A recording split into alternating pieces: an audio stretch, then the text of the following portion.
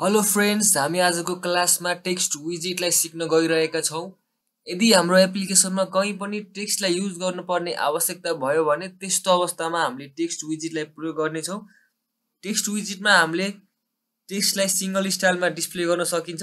यदि हामीले multiple text र मल्टिपल स्टाइलमा मल्टिपल टेक्स्ट डिस्प्ले गर्नु छ भने त्यस्तो अवस्थामा हामीले टेक्स्ट स्प्यानलाई युज गर्नुपर्ने हुन्छ र टेक्स्ट स्प्यानको बारेमा हामीले पछिको क्लासहरूमा सिक्नेछौँ।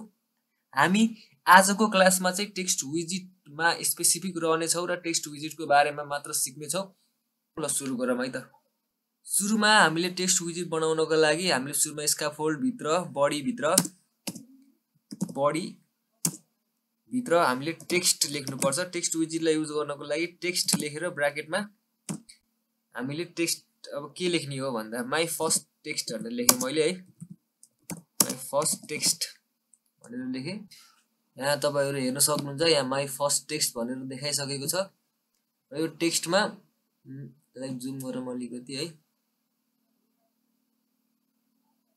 धेरै जुम पनि नगरौँ फेरि देखिन्न राम्ररी। हामीसँग टेक्स्टमा छ, पहिला छ टेक्स्ट स्टाइल मात्रै लेखौँ न। स्टाइल छ पहिला सुरु, स्टाइल भित्र चाहिँ टेक्स्ट स्टाइल हुन्छ। टेक्स्ट स्टाइलमा हामीले के गर्न सकिन्छ भने टेक्स्ट स्टाइलमा हामीले सुरुमा फन्ट साइज, फन्ट वेटहरु, फन्ट साइजहरु, फन्ट फ्यामिलीहरु, कलर, ब्याकग्राउन्ड कलर सबै लेख्न सकिन्छ। हेरौँ है त। पहिला म गर्छु फन्ट साइजलाई। फन्ट साइजमा हामीले फन्ट साइज लेखेर अनि 20-30 गराए मैले। 30 लेख्यो भने हेर्न सक्नुहुन्छ यसको डिस्प्ले फन्ट साइज बढिसकेको छ। त फन्ट साइजलाई मैले 50 बनाए भने हेर्न सक्नुहुन्छ फन्ट साइज 50 भइसकेको छ हैन। मैले फन्ट साइजलाई 50 नै राखेँ। त्यसपछि फन्ट वेट भन्ने हामीसँग हुन्छ। फन्ट वेट यदि मैले गरे भने फन्ट वेटलाई मैले बोल्ड बनाउन चाहे भने फन्ट वेट डट बोल्ड भन्ने छ। फन्ट वेट डट बोल्ड भन्ने हुन्छ। फन्ट वेट डट बोल्ड लेखेर गरेपछि हेर्न सक्नुहुन्छ टेक्स्ट बोल्ड भइसकेको छ। फन्ट वेट छ, फन्ट वेटलाई अब कति तपाईले वेट कति राख्न चाहनुहुन्छ त्यो राख्न सक्नुहुन्छ। बोल्ड राख्न चाहनुहुन्छ भने बोल्ड राख्न सकिन्छ, नत्र हैन भने यसलाई 100 अथवा आफूले कति राख्न चाहनुहुन्छ त्यति राख्न सकिन्छ। फन्ट वेट डट बोल्डमा W100 अथवा W200, W300, W400 हैन, आफूले कतिको वेट फन्टको वेट कति आफूले चाहिएको छ त्यही हिसाबले आफूले राख्न सकिन्छ। W700 अथवा बोल्ड हैन, यसरी गरेर फन्ट वेट पनि हामीले राख्न सक्छौं।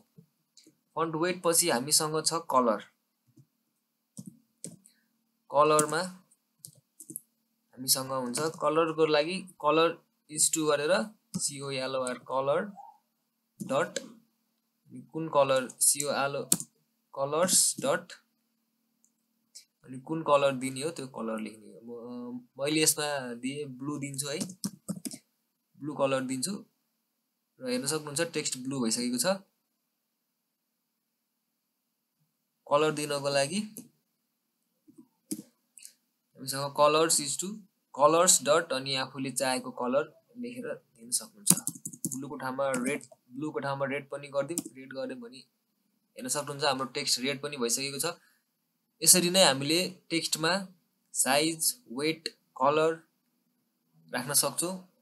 हामीसँग टेक्स्टमा अर्को पनि छ ब्याकग्राउन्ड कलर भन्ने पनि हुन्छ। त्यो पनि एकचोटी युज गरेर हेरिहालौं। ब्याकग्राउन्ड कलर पनि कलर्स डट ब्याकग्राउन्ड कलरलाई मैले ब्ल्याक दिए। ब्ल्याक दिएर हेरौँ है त कस्तो देखिँदो रहेछ। हेर्न सक्नुहुन्छ ब्ल्याक ब्याकग्राउन्ड पनि आइसकेको छ। ब्ल्याक ब्याकग्राउन्ड कलरमा टेक्स्टको कलर रेड दिएको छु, टेक्स्टको वेट बोल्ड दिएको छु अनि त्यसपछि फन्टको साइज 50 दिएको छु। यसरी नै हामीले टेक्स्ट विजिटलाई युज गरेर हाम्रो टेक्स्टलाई डिजाइन गर्न सकिन्छ र टेक्स्टलाई एपमा डिस्प्ले गर्न सकिन्छ। टेक्स्ट विजिटलाई युज गरेर हामीले सिंगल स्टाइलमा मात्र टेक्स्टलाई डिस्प्ले गर्न सक्छौं। यदि मल्टिपल स्टाइलमा मल्टिपल टेक्स्ट डिस्प्ले गर्नु छ भने चाहिँ हामीले टेक्स्ट स्प्यानलाई युज गर्नुपर्छ। त्यसको लागि रिच टेक्स्टलाई युज गर्नुपर्छ।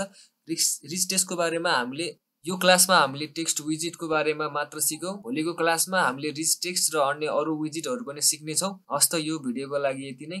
धन्यवाद।